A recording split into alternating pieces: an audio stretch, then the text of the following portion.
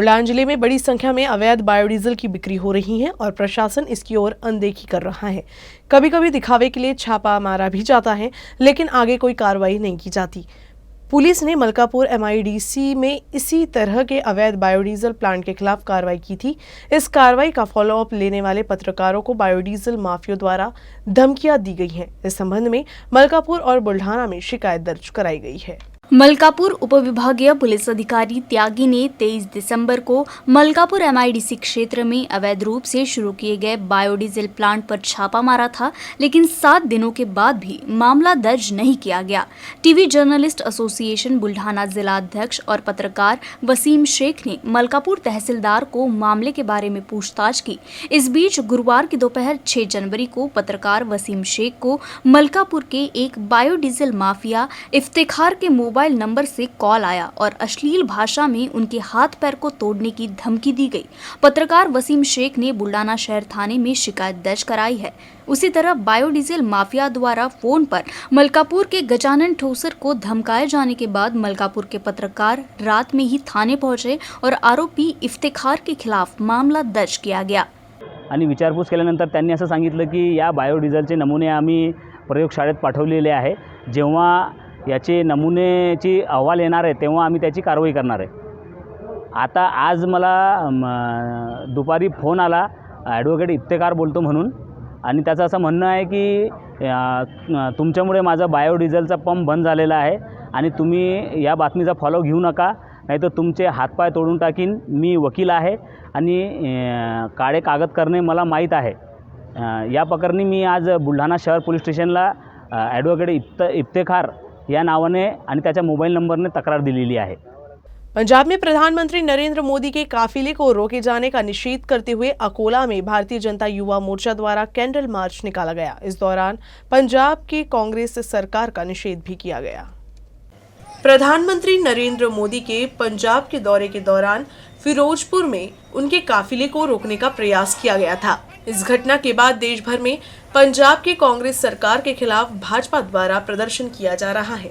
अकोला में भी भारतीय जनता युवा मोर्चा द्वारा कैंडल मार्च निकालकर पंजाब की सरकार का निषेध किया गया। इस दौरान भाजपा मुक्ति मोर्चा शहर अध्यक्ष, भारतीय जनता पक्ष युवा मोर्चा शहर अध्यक्ष मुकेश उमेश गुजर समेत महानगर सचिव उज्जवल बामणे, अभिजीत बांगर, लीलेश काकड़, मंडल अध्यक्ष भूषण इंदौरी, अभिषेक भगत, वैभव मोहरे, रितेश जमनारे, केशव हेंडा और मयूर शर्मा मुख्य रूप से उपस्थित थे।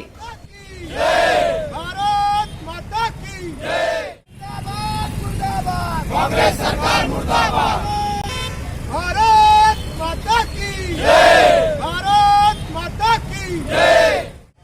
काल पंजाब इथे घडलेला जो सुनियोजित कट होता काँग्रेस सरकारचा, त्यांनी मोदी सरकार देशाचे पंतप्रधान मोदीजी यांना त्यांचा ताफा एका ठिकाणी अडवून, फ्लायओव्हरला अडवून तिथे त्यांना त्यांची सुरक्षासोबत त्यांनी घात केला। त्या घाताचा निषेध म्हणून आम्ही भारतीय जनता युवा मोर्चा अकोला महानगरतर्फे पूर्ण काँग्रेस सरकारचा, पंजाब सरकारचा आणि काँग्रेसच्या राष्ट्रीय नेतृत्वाचा आम्ही निषेध करतो। अकोला के मुरलीधर टावर रणपीसी नगर में एक 70 वर्षीय चौकीदार पर दोपहर को जानलेवा हमला हुआ। गंभीर रूप से घायल चौकीदार को जिला सामान्य अस्पताल में भर्ती कराया गया है, जहां उसका इलाज चल रहा है।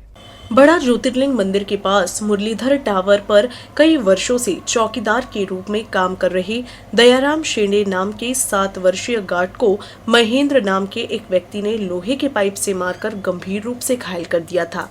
उसे जिला सामान्य अस्पताल में भर्ती कराया गया। इस मामले में महेंद्र नाम के एक व्यक्ति को गिरफ्तार कर लिया गया है। चौकीदार पर हमले के पीछे के मकसद का अभी पता नहीं चल पाया है। सिविल लाइन पुलिस आगे की जांच कर रही है। बुल्ढाना जिले के सिंदखेड़ राजा में हर साल 12 जनवरी को जिजाऊ माता का जन्मोत्सव बड़े ही उत्साह के साथ मनाया जाता है, लेकिन इस बार कोरोना संक्रमण की वजह से मात्र 50 चुनिंदा लोगों की उपस्थिति में ही कोरोना के सभी प्रोटोकॉल का पालन करते हुए मनाया जाने वाला है। शिवाजी महाराज की राजमाता जिजाऊ का जन्म बुल्ढाना जिले के सिंदखेड़ राजा में हुआ था। माता जिजाऊ के जन्मस्थल पर हर साल जन्मोत्सव बड़े ही उत्साह के साथ मनाया जाता है। इस बार भी जिजाऊ माता की जयंती को मनाने की अच्छी तैयारी थी, लेकिन पिछले 3-4 दिनों में कोरोना के बढ़ते संक्रमण की वजह से और सार्वजनिक कार्यक्रम पर रोक लगने की वजह से अब मात्र चुनिंदा लोगों की उपस्थिति में ही माता जिजाऊ का जन्मोत्सव का आयोजन होगा। जिला प्रशासन द्वारा जारी आदेश के अनुसार जन्मोत्सव कार्यक्रम में भाग लेने वाले व्यक्तियों के पास पहचान पत्र होना आवश्यक है और प्रत्येक व्यक्ति का RT-PCR निगेटिव रिपोर्ट और वैक्सीन के दोनों डोज लेना भी अनिवार्य है। मराठा सेवा संघ आयोजित जिजाऊ जन्मोत्सव सोहळा 2022 या वर्षीचा जिजाऊ जन्मोत्सव सोहळा सुद्धा मागील वर्षीप्रमाणे ओमायक्रॉन विषाणूच्या गर्तेत सापडलेला आहे। म्हणून सर्व जगभरातील जिजाऊ भक्तांना एक आयोजन समितीच्या तर्फे आवाहन करण्यात येते की या वर्षीचा जन्मोत्सव सोहळा सुद्धा आपण घरीच आपल्या घरातच साजरा करावा। आपल्या घरातील आई बहीण आत्या सासू जेही काही मातृसत्ताक असतील त्यांचं पूजन व औक्षण करून व डॉक्टर दिलीप धानके लिखित जिजाऊ या ग्रंथाचं पारायण करावं व जिजाऊ सृष्टीवर संपन्न होणारे सोहळ्याचे कार्यक्रम ऑनलाईन फेसबुकद्वारे आपल्या घरातूनच पाहावे, कारण ऑनलाईन हे एक उपयुक्त साधन निर्माण झालेलं आहे। म्हणून जिजाऊ सृष्टीवर येण्याची कोणी घाई करू नये। अकोला जिले के तिल्हारा तहसील में सड़कों की अव्यवस्था पर सरकार का ध्यान आकर्षित करने के लिए विशाल नांदोकार अनशन पर बैठे थे। हालांकि जिलाधिकारी नीमा अरोरा और उपविभागीय अधिकारी द्वारा अनशनकर्ता से मुलाकात करने और समस्या के समाधान के लिए सार्वजनिक निर्माण कार्य मंत्री अशोक चौहान द्वारा आश्वासन दिए जाने के बाद अनशन वापस ले लिया गया। युवा पत्रकार विशाल नांदोकार 1 जनवरी से ही तेल्हारा में अपनी विविध मांगों को लेकर अनशन पर बैठे थे। तेल्हारा में कई जगह सड़क की समस्याएं हैं, जिससे आसपास के गांव के ग्रामीणों को आने जाने में काफी तकलीफ होती है। ग्रामीणों की इस परेशानी की ओर सरकार का ध्यान आकर्षित करने के लिए अनशन पर बैठे विशाल की मांग के संबंध में जानकारी मिलने पर सार्वजनिक निर्माण कार्य मंत्री अशोक चौहान ने वीडियो कॉन्फ्रेंसिंग द्वारा विशाल नांदोकार से बात की, जिसके बाद जिलाधिकारी नीमा अरोड़ा भी अनशन स्थल पर पहुंचकर अनशनकर्ता विशाल से मुलाकात की और सड़क का काम शुरू रहने की जानकारी दी, जिसके बाद विशाल ने अपना अनशन वापस ले लिया। त्यांना द्यायचं फास्ट फोडायचं आता। वा वा, हे तो छान झाला। चला हाँ 100% बिल्कुल मदत करणार, बिल्कुल मेहनत घेऊन काम करणार। बाय चान्स नाही झाला ते माझ्या हातात नाही, आम्ही पण प्रयत्न पूर्ण करणार। All the best. ठीक है, आता मी पुढे निघते। अकोला शहर के प्रभाग क्रमांक 1 के अकोट फाइल स्थित भारत नगर के नागरिक दोहरी मार झेल रहे हैं।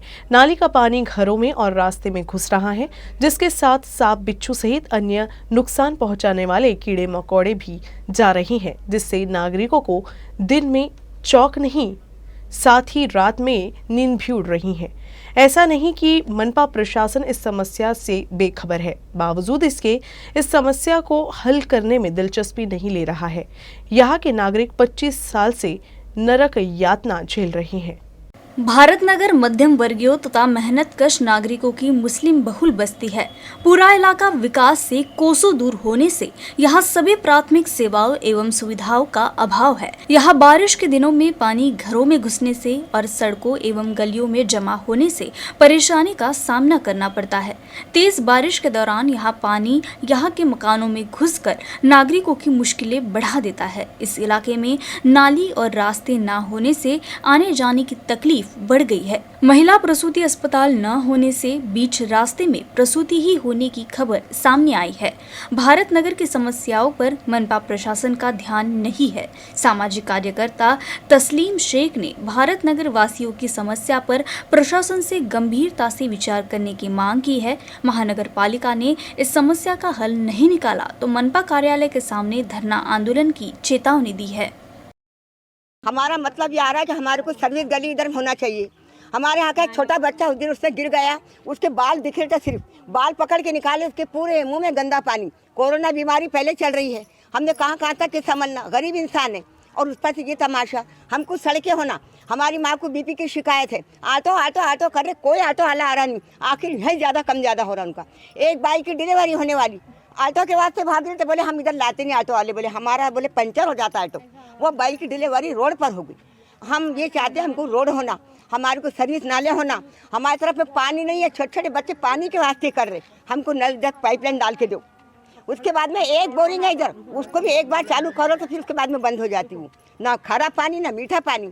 हम भी इंसान है ना भाई, कि नहीं हम इंसान नहीं है? आज हमारे को कितने साल हो गए यहाँ आने को, अभी तक कोई व्यवस्था नहीं मिली। क्या करना हमने? हम मेंबर के पास गए थे, उनको हमने बोले कि हमारी तरफ पानी की बहुत तकलीफ है, हमारे को आने जाने को रास्ता नहीं है, कुछ नहीं है।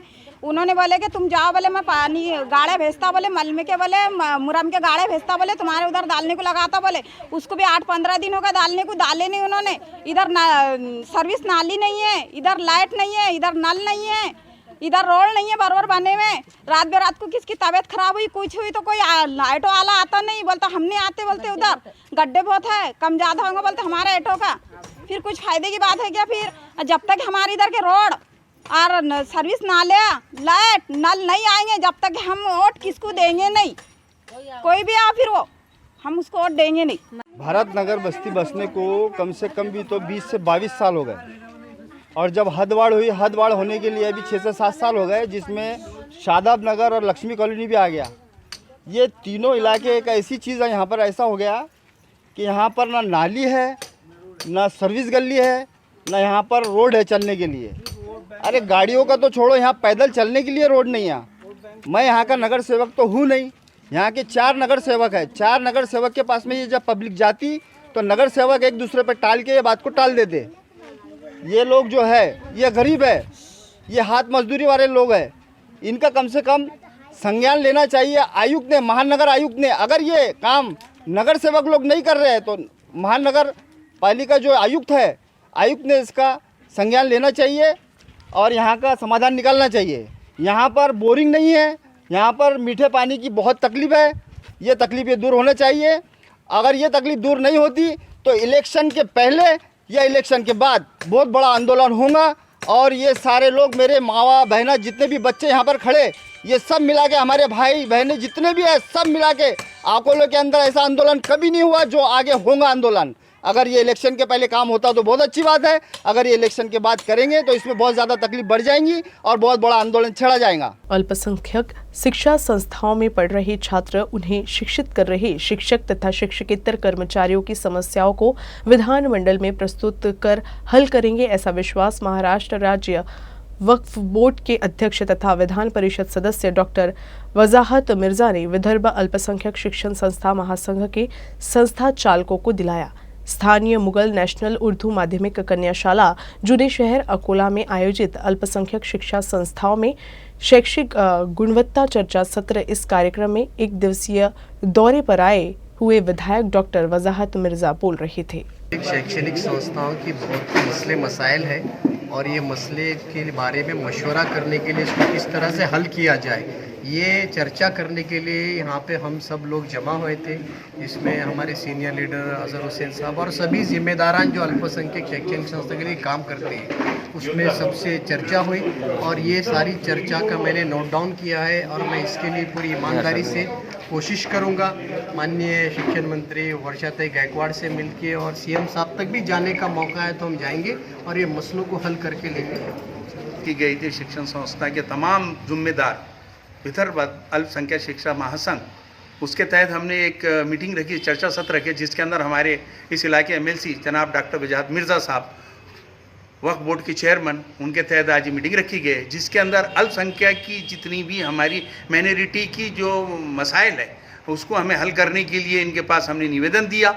हमारी अल्पसंख्यक जी स्कूलें हैं उसके अंदर कई प्रॉब्लम्स है, इस पर आने के लिए वो हमारे पास आए। इसके अंदर हमारे साजिद का बढ़ान साहब, खान मोहम्मद अजहर साहब, हमारे संस्था के जनाब इसाग्राही साहब, जनाब दिलावर खान साहब और आए हुए बाहर से हमारे रियाज साहब सौदागर वगैरह, ये तमाम विदर्भ से तमाम संस्था के मैनेजमेंट हाजिर हुआ और ऐसे हमें उम्मीद है अल्लाह की ज़ात से कि हमारे डॉक्टर वजाहत मिर्ज़ा साहब जो हमारे उन्होंने मसाइल बहुत अच्छे से सुने और लिख लिए हैं और आने वाले वक्त में वो हमारे मसाइल हल करेंगे, ऐसी उनसे उम्मीद है। मराठी माइनॉरिटी की जो मसाइल्स को हमने वो दोबारा वजाहत मिर्ज़ा साहब को एक अपना नुमाइंदा बोलकर कि भाई ये हमारे जो मसाइल है ये आप उसको अच्छी तरह से उसको गवर्नमेंट के सामने रख कर और दबंग तरीके से उसको सॉल्व कर सकते हैं, ऐसी हमको उम्मीद जगी है।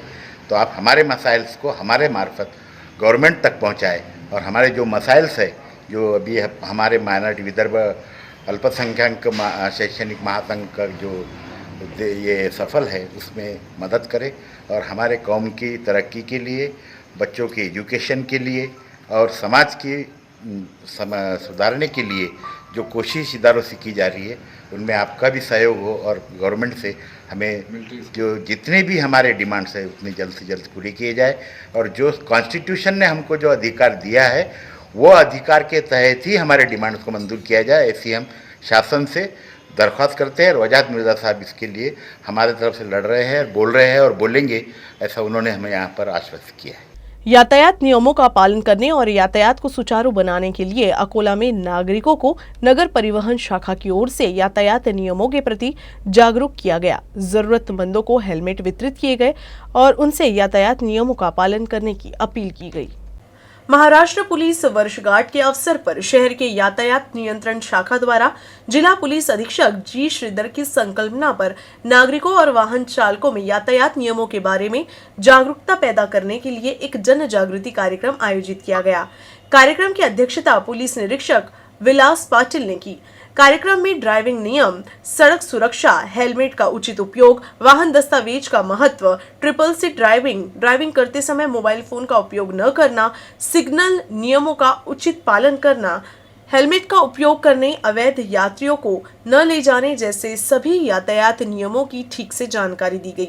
साथ ही यातायात नियमों के अनुसार जुर्माने में वृद्धि के बारे में उचित जानकारी प्रदान की गई। कार्यक्रम में जरूरतमंदों को हेलमेट भी वितरित किए गए। इस कार्यक्रम में ट्रैफिक पुलिस विभाग के कर्मचारी उपस्थित थे। जे काही जास्तीत जास्त कारण आहेत, मरणाची संख्या आहे ती हेल्मेटचा वापर न करण्यामुळे जास्त अपघातामध्ये मरण पावतात।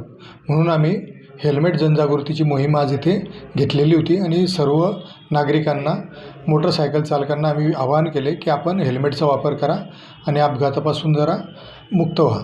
यामध्ये आम्ही 25 ते 30 वाहनधारक जे होते की ज्यांना दररोज प्रवास करावा लागतो कुठल्या सर्व्हिस निमित्त, त्यांना हेल्मेटचा वाटपसुद्धा शहर वाहतूक नियंत्रण शाखेकडून करण्यात आलेला आहे आणि आज इथे कार्यक्रम साजरा करण्यात आलेला आहे। तर सर्वांना आमचं आव्हान आहे की आपण हेल्मेटचा वापर मोटरसायकल चालवताना नक्की करा। मोटरसायकल चालवताना मोबाईलचा वापर करू नका। 4 व्हीलर वापरत असेल तर हे आपण सीट बेल्ट वापरा आणि कधीही वाहन चालवताना, कुठलीही गाडी चालवताना मद्य सेवन करू नये असे आम्ही आपणास आवाहन करीत आहोत। कोविड वैक्सीनेशन के प्रति जन जागृति के लिए तैयार किए गए गानों का विमोचन किया गया। अकोला के जिलाधिकारी कार्यालय में जिलाधिकारी नीमा अरोरा की उपस्थिति में नागरिकों को कोरोना से बचाव के लिए वैक्सीन का महत्व बताने वाले गानों का विमोचन किया गया। इस कार्यक्रम में जिला परिषद के मुख्य कार्यकारी अधिकारी सौरभ कटियार, जिला पुलिस अधीक्षक जी श्रीधर, स्वास्थ्य उप संचालक डॉक्टर राजकुमार चौहान, निवासी उप जिलाधिकारी संजय खड़से, जिला आपूर्ति अधिकारी BS काले, उपविभागीय अधिकारी डॉक्टर नीलेश अपार, जिला पत्रकार संघ के अध्यक्ष शौकत अली मीर साहेब, सिद्धार्थ शर्मा आदि उपस्थित थे। कोरोना से बचाव के लिए सभी को समय पर वैक्सीन के दोनों डोज लेने की जरूरत है, लेकिन अभी भी कुछ लोग वैक्सीन लेने में देरी कर रहे हैं। ऐसे में जन जागृति की जरूरत है और इसी उद्देश्य को पूरा करने के लिए ये गाना तैयार किया गया है। गीतकार मुकुंद नेतो ने, निदेशक रहीम शेख, मोहसिन शेख और अन्य लोगों के सहयोग से इस गाने को तैयार किया गया है। इस गाने के विमोचन के कार्यक्रम में मुकुंद नेतो ने, रहीम शेख, मोहसिन शेख, विश्वास साठे, गायक संजय खड़से, सुगत वाघमारे और अन्य कलाकारों का सत्कार किया गया। कार्यक्रम का संचालन गजानन महल्ले निशा शर्मा ने किया, जबकि आभार डॉक्टर नीलेश ने व्यक्त किया।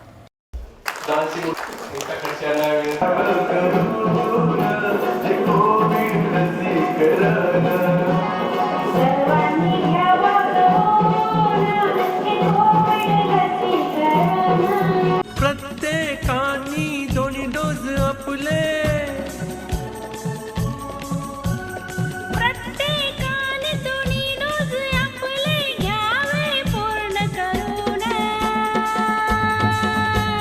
सर्वांनी घ्यावं करून